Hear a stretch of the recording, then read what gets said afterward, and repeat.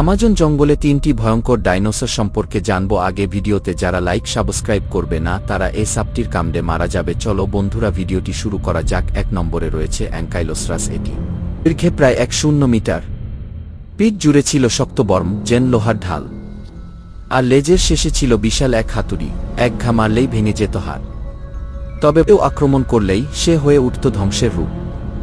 ডাইনোসরদের দুনিয়ায় ২য় নম্বরে রয়েছে স্টেগোসরাস।